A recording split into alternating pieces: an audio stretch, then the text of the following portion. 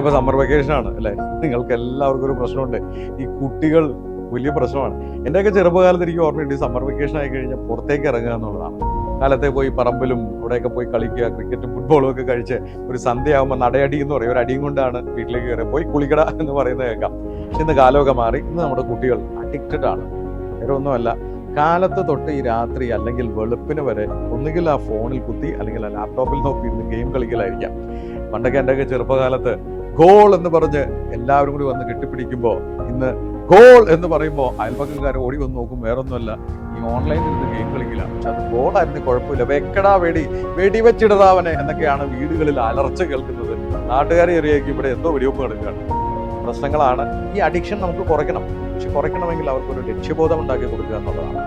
അതിന് വായനാശീലം വളർത്തുക, അതിനൊരു സമയപരിധി നിശ്ചയിക്കുക. ഇത്ര സമയം തൊട്ട് ഇത്ര സമയം വരെ അവർക്ക് ഗെയിംസ് ആവാം, ഇത്ര സമയം തൊട്ട് അവർക്ക് ആ ഫോണിൽ ഉപയോഗിക്കാം. അതിനോടൊപ്പം തന്നെ നല്ല പുസ്തകങ്ങൾ വായിക്കാം, അല്ലെങ്കിൽ അവർ ഓൺലൈനിൽ തന്നെ നല്ല കാര്യങ്ങൾ പഠിക്കാം, യൂട്യൂബിൽ നല്ല വീഡിയോകൾ കാണാം.